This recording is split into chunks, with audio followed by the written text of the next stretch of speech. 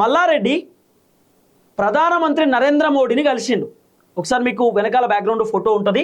Modi sir, Mallareddy వాళ్ళ కోడలు ప్రీతిరెడ్డి, పక్కనే భద్రారెడ్డి ఉన్నాడు వాళ్ళ కొడుకు. సో భద్రారెడ్డికి ఎంపీ టికెట్ కావాలని చెప్పి మల్లారెడ్డి ప్రతిపాదన పెట్టిండట. వాళ్ళ కోడలికి కూడా ఒక ఎమ్మెల్యే టికెట్ కావాలి అని చెప్పి ప్రతిపాదన పెట్టినట్ట. ఒకవేళ ఎమ్మెల్యే ఇవ్వకపోతే ఎమ్మెల్సీ టికెట్ అని ఇవ్వండి. మల్లారెడ్డికి ఒక ఎమ్మెల్యే టికెట్, తర్వాత వాళ్ళ అల్లుడు ఆయనకు ఒక ఎమ్మెల్యే టికెట్, మొత్తం ఫ్యామిలీకి ఖాందాన్ మొత్తం ఒక 5-6 టికెట్లు కావాలని చెప్పిండట. ఈ 5-6 టికెట్లకు సంబంధించినటువంటి ఖర్చు పూర్తి స్థాయిలో మేమే పెట్టుకుంటాం, మేమే ఖర్చు చేసుకొని మేమే గెలుస్తాం. పార్టీ నుండి రూపాయి ఫండింగ్ వద్దు, ఉల్టా కావాలంటే మేమేమన్నా పార్టీకి ఫండింగ్ ఇవ్వమంటే కూడా ఇస్తాం, ఇంకా ఎవరినైనా గెలిపించుకోమంటే కూడా గెలిపించుకుంటాం, కావాలంటే పార్లమెంట్ సెగ్మెంట్లలో తిరగమంటే తిరుగుతాం, తిరిగి భారతీయ జనతా పార్టీ ఎంపీలను మేమే గెలిపించుకుంటాం, ఇంకేమైనా హెల్ప్ కావాలంటే కూడా మేము ఇండైరెక్ట్ హెల్ప్ కూడా చేస్తామని చెప్పి మల్లారెడ్డి భారతీయ జనతా పార్టీతో మాట్లాడుకున్నాడు అనేది వినబడుతున్న చర్చ. మల్లారెడ్డి బీజేపీలో పోవాలి అని చెప్పి ఇప్పుడు ఏం కొత్తగా కాదు. స్టార్టింగ్ నుండి మల్లారెడ్డి కాంగ్రెస్లోకైనా పోదాం, బీజేపీలోకైనా పోదాం అని చెప్పి రకరకాల ప్రయత్నాలలో ఉన్నాడు. మల్లారెడ్డి వాస్తవానికి గాంధీ భవన్ గేట్ల దాకా పోయిండు. కాంగ్రెస్ పార్టీలోకి జాయిన్ కావడానికి రకరకాల ప్రయత్నాలు చేసిండు. కానీ కాంగ్రెస్ పార్టీ హోల్డ్లో పెట్టిరు. ఎందుకు తెలుసా? మల్లారెడ్డి దందాలు చేసినని, మల్లారెడ్డి కబ్జాలు పెట్టినని, పార్కులు కబ్జాలు పెట్టినని, అక్రమంగా ఏడబడతాడని నిర్మాణించుకున్నాడని. బీఆర్ఎస్ హయాంలో మల్లారెడ్డి మంత్రి కదా, ఆ రోజు మల్లారెడ్డి అయినటువంటి దందా లేదు. పొద్దుగాల లేస్తే మల్లారెడ్డి పైన ఏదో ఒక కబ్జా ఆరోపణ, ఆఖరికి ఎస్సీ ఎస్టీల భూములు కూడా మల్లారెడ్డి మింగిండు, మొత్తం కథం చేసిండు, కొల్లగొట్టిండని చెప్పి రకరకాల వార్తలు వచ్చినాయి. మల్లారెడ్డి మీద ప్రజావాణిలో కొన్ని వందల మంది కంప్లైంట్ చేయడానికి వచ్చారు. మల్లారెడ్డి మా భూమి కబ్జా పెట్టిండని, మల్లారెడ్డి మా పార్కు కబ్జా పెట్టిండు, మల్లారెడ్డి మా ఫ్లాట్ కబ్జా పెట్టిండు, మల్లారెడ్డి మా అపార్ట్మెంట్ కబ్జా పెట్టిండు, రాత్రికి రాత్రి ఎంఆర్ఓకి ఫోన్ చేసి మల్లారెడ్డి మొత్తం రిజిస్ట్రేషన్లు చేయించుకున్నాడు అని చెప్పి రకరకాల వార్తలు, రకరకాల ఆరోపణలు మల్లారెడ్డి పైన వచ్చినాయి. మరి ఇంత ఆరోపణ ఉన్నటువంటి వ్యక్తి, ఇంత కబ్జా అనేటటువంటి పేరున్నటువంటి వ్యక్తి, అవినీతి పరుడు అని చెప్పి పేరున్నటువంటి వ్యక్తి మల్లారెడ్డిని కాంగ్రెస్ పార్టీలోకి తీసుకుంటే ఇబ్బంది అవుతుంది అనేటటువంటి ఆలోచనతోటి రేవంత్ రెడ్డి హోల్డ్లో పెట్టిండు. ఇక వద్దు మల్లారెడ్డి వస్తే ఇంకా పెద్ద పెంట అవుతుంది, వద్దులే అని చెప్పి కాంగ్రెస్ వాళ్ళు మల్లారెడ్డిని రానియలే. Not only Revanth Reddy, PCC అధ్యక్షుడు మహేష్ కుమార్ గౌడ్, ఉత్తమ్ కుమార్ రెడ్డి వీళ్ళంతా కూడా నో ఎంట్రీ ఫర్ మల్లారెడ్డి, వద్దు మల్లారెడ్డి వస్తే ఇబ్బంది అవుతుంది అని చెప్పి హోల్డ్లో పెట్టిరు. ఎప్పుడైతే మల్లారెడ్డి కాంగ్రెస్ పార్టీలో పోనీకి సిద్ధంగా ఉన్నాడు అని చెప్పి తెలిసిందో ఆ రోజు కేసీఆర్ మల్లారెడ్డిని పిలిపించుకొని నీ ఇష్టం, పోతే మాత్రం మళ్ళీ రావు, బీఆర్ఎస్ గవర్నమెంట్ రేపటి రోజు వచ్చిన తర్వాత నువ్వు పార్టీ మారిన తర్వాత మళ్ళీ మాత్రం బీఆర్ఎస్లోకి వస్తా అంటే రానియను. ఇప్పుడు ఎవరెవరైతే పార్టీలు మారిన వాళ్ళు ఉన్నారో వాళ్ళందరూ మళ్ళీ బీఆర్ఎస్ పార్టీలోకి వస్తే చేర్చుకోను, నువ్వు కూడా బీఆర్ఎస్ కాదని చెప్పి బీజేపీకి పోయినా కాంగ్రెస్కు పోయినా మళ్ళీ అయితే బీఆర్ఎస్లోకి రానియను, నీ ఇష్టం అని చెప్పి కేసీఆర్ ఆ రోజు మల్లారెడ్డితో చెప్పిండట. ఇక మల్లారెడ్డి కాంగ్రెస్లో పోవడానికి బీజేపీ పోవడానికి రెడీగా ఉన్న టైంలో మళ్ళీ వెనకడి చేసిండు, పోలేదు. ఇంకా ఇప్పుడు మల్లారెడ్డి మళ్ళీ రెడీ అవుతున్నాడు. ఎందుకు మల్లారెడ్డి బీజేపీతో దోస్తాన్ చేస్తున్నాడు? ఇప్పుడు మల్లారెడ్డికి 2 ఆప్షన్స్ ఉన్నాయి, ఒకటి కాంగ్రెస్, రెండోది బీజేపీ. మరి బీఆర్ఎస్లో కంటిన్యూ అవ్వచ్చు కదా. సరే బీఆర్ఎస్లో కంటిన్యూ కాడు అనుకుందాం, అది ప్రతిపక్ష పార్టీ అనుకుందాం, ఇంకా 2.5 సంవత్సరాల గవర్నమెంట్ కాంగ్రెస్దే ఉంది అనుకుందాం. మరి మల్లారెడ్డి కాంగ్రెస్లో పోవచ్చు కదా. ఒకవేళ రేవంత్ రెడ్డి తీసుకోకపోయినా రేవంత్ రెడ్డికి ఎట్లనో అట్లా మేనేజ్ చేసుకుని, కాంగ్రెస్ని మేనేజ్ చేసుకొని, అధిష్టానాన్ని మేనేజ్ చేసుకొని మల్లారెడ్డి కాంగ్రెస్ పార్టీలో ఈజీగా చేరవచ్చు, అవకాశం ఉన్నది. మరి ఎందుకు చేరుతలేడు? కారణం ఏంటి అంటే కాంగ్రెస్ పార్టీ కేవలం తెలంగాణకే పరిమితం. తెలంగాణ రాష్ట్రంలో అధికారంలో ఉన్న పార్టీ, కేంద్రంలో లేదు కదా. ఇప్పుడు మల్లారెడ్డి వర్షన్ ఏంది? మల్లారెడ్డి 18 మెడికల్ కాలేజీలు కట్టడానికి రెడీ అవుతున్నాడు. అన్ని రాష్ట్రాలలో, దాదాపు అన్ని రాష్ట్రాలలో మల్లారెడ్డి మెడికల్ కాలేజీలు కడుతున్నాడు. ఇప్పుడు అన్ని రాష్ట్రాలకు మల్లారెడ్డి మెడికల్ కాలేజ్ తీసుకుపోతున్నాడు. మరి అన్ని రాష్ట్రాలలో మెడికల్ కాలేజ్ పర్మిషన్లు కావాలంటే అక్కడ ఉన్నటువంటి స్టేట్ గవర్నమెంట్ పర్మిషన్లు కావాలా, సెంట్రల్ గవర్నమెంట్ పర్మిషన్ కావాలా? ఇప్పుడు కాంగ్రెస్లో పోయింది అనుకో, తెలంగాణకే పరిమితం. కాంగ్రెస్ బీజేపీకి పడదు, బీజేపీ కాంగ్రెస్కు పడదు. కాబట్టి నేను కాంగ్రెస్ పోవడం వల్ల బీజేపీ వాళ్ళు కొంత కోపం మీద ఉంటారు కదా. మల్లారెడ్డి కాంగ్రెస్ పోయి బీజేపీతో పని చేయించుకుంటున్నాడు, ఎందుకు చేయాలని చెప్పి అనుకుంటారు కదా. అదే మల్లారెడ్డి బీజేపీలోకి పోయింది అనుకో, బీజేపీ కేంద్రంలో అధికారంలో ఉన్నది. సో మల్లారెడ్డి చెప్పుకుంటాడు, ఎస్ నేను బీజేపీకి సంబంధించిన ఎమ్మెల్యేను, బీజేపీ మాది కేంద్ర పార్టీ, మాది పెద్ద పార్టీ, కేంద్రంలో అధికారంలో ఉన్నది మేమే అని చెప్పి వేరే రాష్ట్రంలో మెడికల్ కాలేజ్ పెట్టినా కూడా బీజేపీ వాళ్ళు ఈజీగా మల్లారెడ్డికి పర్మిషన్ ఇస్తారు. మల్లారెడ్డి మెడికల్ కాలేజ్ పెట్టుకోవడానికి గ్రీన్ సిగ్నల్ దొరుకుతుంది. తర్వాత రేపటి రోజు మళ్ళీ కాంగ్రెస్ అధికారంలోకి వచ్చినా, బీఆర్ఎస్ అధికారంలోకి వచ్చినా మల్లారెడ్డితోనే పని ఉంటుంది అందరికీ.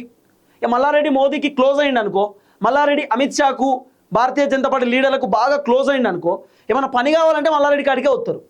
ఎందుకంటే 18 మెడికల్ కాలేజీలు పెడుతున్నప్పుడు ఇక మల్లారెడ్డికి అబ్బా మెడికల్ కాలేజీలు అన్ని రాష్ట్రాలలో పెడుతుండంటే బీజేపీ ఎంత క్లోజ్ ఉంటే ఎంత సపోర్ట్ చేస్తే పెట్టాలని అనుకుంటారు కదా. సో కాలేజీల కోసం కేసుల బారి నుండి బయటపడడానికి మల్లారెడ్డి పైన ఇన్కమ్ ట్యాక్స్ రైడ్ జరిగింది, మల్లారెడ్డి ఇంటిపైన సోదాలు జరిగినాయి, కాలేజ్ పైన సోదాలు జరిగినాయి, ఆఫీసుల పైన సోదాలు జరిగినాయి. సో ఏ కేసుల నుండి బయటపడడానికి, సేఫ్ జోన్లో ఉండడానికి, ఏం ఇబ్బంది లేకుండా ఉండడానికి రకరకాల ప్రయత్నాలలో భాగంగా మల్లారెడ్డి బీజేపీలోకి పోవడానికి సిద్ధమవుతున్నట్టుగా వినబడుతున్న చర్చ. దీంట్లో ఇంకొక వర్షన్ ఏంటంటే ఈటల రాజేందర్కు మల్లారెడ్డితో చెక్ పెట్టబోతున్నారట. ఏందండి నాకు అర్థం కాదు. మల్లారెడ్డి ఎవరు, ఈటల రాజేందర్ ఏంది, వీళ్ళ కథ ఏంది నాకేం అర్థమవుతలేదు.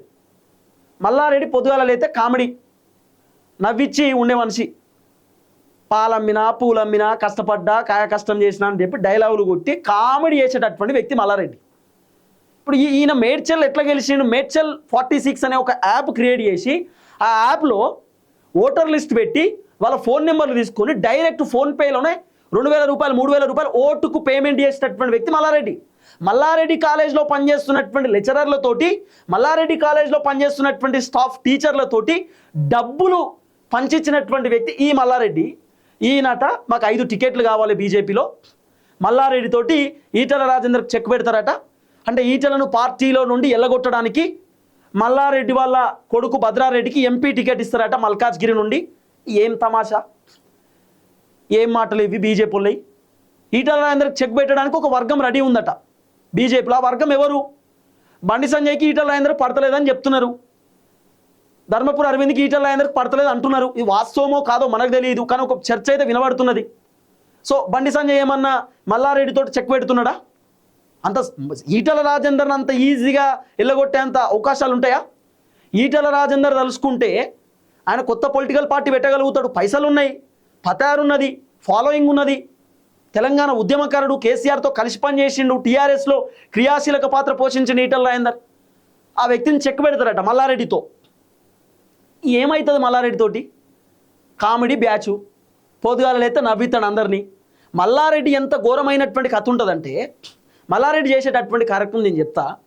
మల్లారెడ్డి ఎక్కడన్నా ఒక 10 ఎకరాలు కబ్జా పెట్టిండు అనుకో, కబ్జా పెట్టిన తర్వాత ఆ వార్తలు బయటకు వచ్చినాయి అనుకో, వార్తలలో మల్లారెడ్డి 10 ఎకరాలు కబ్జా పెట్టిండు ఇట్లా దందా చేస్తుందని చెప్పి వార్తలు వచ్చిన తర్వాత మల్లారెడ్డి ప్రెస్ మీట్కి వస్తాడు. ఎగ్జాంపుల్ చెప్తాను, ప్రెస్ మీట్కి వచ్చి ఈ రిపోర్టర్లు అడుగుతారు, జర్నలిస్టులు అడుగుతారు, సార్ మీరు ఒక ఆడ 10 ఎకరాలు కబ్జా పెట్టినట్టు కదా సార్, నిజమేనా సార్ అని అంటే, పాలమీనయ్యా కష్టపడ్డా, కాయ కష్టం చేసిన, ఎవరయ్యా చెప్పింది, కబ్జా పెడతాడే ఆ మల్లారెడ్డి అని ఇట్లా నవ్విస్తాడు. నవ్వించేసరికి అందరు నవ్వుతారు, మల్లారెడ్డి కబ్జా విషయం మర్చిపోతారు. కథం. మల్లారెడ్డి ఎందుకు నవ్వుతాడు అనుకుంటారు? ఆయన చేసేటటువంటి దందాలు, ఆయన చేసేటటువంటి కబ్జాలు కప్పిపుచ్చుకోవడానికి ఈ నవ్వుల డ్రామా. ఇక జర్నలిస్టులు కూడా నవ్వుతారు, రిపోర్టర్లు కూడా నవ్వి ఆయన కబ్జా విషయం మర్చిపోతారు. ఇక కథం, నెక్స్ట్ క్వశ్చన్ అడుగుతారు. ఈయన చేసేటటువంటి దందాలను కప్పిపుచ్చుకోవడానికి పాలమ్మినా పూలమ్మినా నవ్విపించుడు, జోకులు చేసుడు, కామెడీ చేసుడు ఈయన.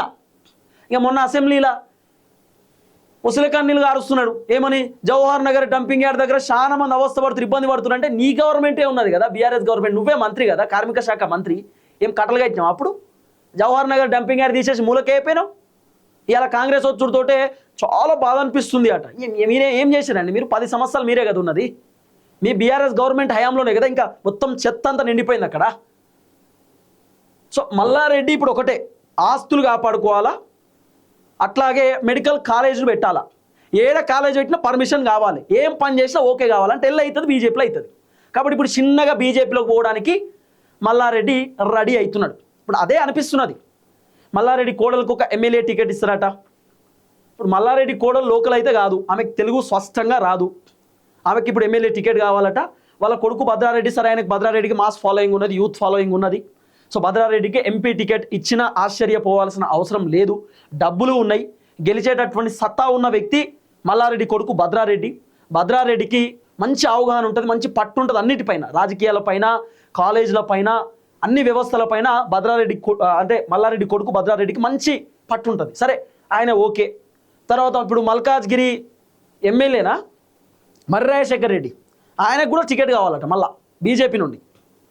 వాళ్ళందరినీ నేను గెలిపించుకుంటా అని చెప్తున్నాడు మల్లారెడ్డి. మా కోడల్ని గెలిపించుకుంటా, కొడుకుని గెలిపించుకుంటా, ఇంకో అల్లుడిని గెలిపించుకుంటా, ఇంకొకళ్ళని గెలిపించుకుంటా, అందరినీ నేనే గెలిపించుకుంటా, దగ్గరుండి మాకు టికెట్లు ఇవ్వండి. తర్వాత అవసరం అనుకుంటే మల్కాజ్గిరి పార్లమెంట్ కింద ఎన్ని నియోజకవర్గాలు అవుతున్నాయో అన్ని నియోజకవర్గాలకు నేనే డబ్బులు పెట్టి గెలిపించుకుంటా, మీ దగ్గరికి రాను, నాకు టికెట్ కావాలి. ఇది మల్లారెడ్డి అడుగుతున్నట్టుగా వినబడుతున్న చర్చ. మొన్న ప్రీతిరెడ్డి గారు భారతీయ జనతా పార్టీ ఆఫీస్కి పోయినారు. ఆమె పోయిన తర్వాత ఆమెను చాలా మంది అడిగారు, మేడం మీరు బీజేపీలోకి రాబోతున్నట్టు కదా, వస్తురా మేడం అంటే, లేదు లేదు నేను ఎందుకు వస్తా బీజేపీకి, నేను ఊరికే వచ్చిన ఒక లీడర్ని కలిసేది ఉంటే వచ్చిన, రావడం తప్ప అంటే, నన్ను అడిగితే నాకున్న అవగాహన ప్రకారం బీఆర్ఎస్ పార్టీలో కంటిన్యూ అవుతున్నటువంటి వ్యక్తులు బీజేపీ పార్టీ ఆఫీస్కో కాంగ్రెస్ పార్టీ ఆఫీస్కో పోరు. ఎవరైనా పోతారా అట్లా? ఎవరైనా ఒక బీఆర్ఎస్ పార్టీలో ఉన్నటువంటి లీడరు బీజేపీ ఆఫీస్కి కాంగ్రెస్ ఆఫీస్కి పోతే ఏమనుకుంటారు? అరే వీళ్ళు నిజంగానే పార్టీ ఆఫీస్ దాకా పోయారంటే ఆ పార్టీలో పోతుర్రేమో, ఆ పార్టీలో కంటిన్యూ అవుతున్నారేమో అనిపిస్తుంది కదా. మోదీని కలిసినటువంటి 2-3 రోజులకే ఆమె బీజేపీ ఆఫీస్కి పోయింది ప్రీతిరెడ్డి అంటే, మరి ఆమె పార్టీలోకి పోతున్నట్టే కదా బీజేపీలోకి. నేను పోలేదు అని చెప్పి కవర్ చేసుకునే కార్యక్రమం చేసింది ఆవిడ. ఎట్లా పాసిబుల్? పోతలేమని మీరే చెప్తారు, మోదీని కలుస్తారు, పేపర్లో వార్తలు వస్తాయి 5 టికెట్ల కోసమని 7 నియోజకవర్గాలు గెలిపించుకుంటామని, కావాలంటే మేమే ఫండింగ్ పెడతామని చెప్పి వార్తలు రకరకాల వార్తలు వస్తున్నాయి పేపర్లలో. మళ్ళీ మాకేం సంబంధం లేదండి, మేమెందుకు పోతామండి బీజేపీలో, బీఆర్ఎస్లోనే కంటిన్యూ అవుతున్నాం, మా పార్టీ బీఆర్ఎస్ అని అంటారు. ఫ్యామిలీ మొత్తాన్ని తీసుకోపోయింది మల్లారెడ్డి మోదీ దగ్గరికి. ఎందుకు పోయిరు? పోని అన్ని రాష్ట్రాలలో మెడికల్ కాలేజీలు పెడుతున్నాం, మీరు పర్మిషన్ ఇవ్వండి అని చెప్పి మోదీతోనే మాట్లాడుకోవడానికి పోయిరా? ఎట్లా పాసిబుల్? ఎప్పుడు లేని మల్లారెడ్డి పోయి ఎందుకు కలిసిండు? కలవడానికి గల రీజన్ ఏంది? సో వినబడుతున్న చర్చ ఒకటే, మల్లారెడ్డి బీజేపీలోకి పోతాడు, వాళ్ళ అల్లుడు బీజేపీలోకి, వాళ్ళ కొడుకు కోడలు ఇంకో కొడుకు కూడా మొత్తం బీజేపీలోకి చేరడానికి పూర్తి స్థాయిలో సిద్ధమైపోయారు అనేది వినబడుతున్న చర్చ.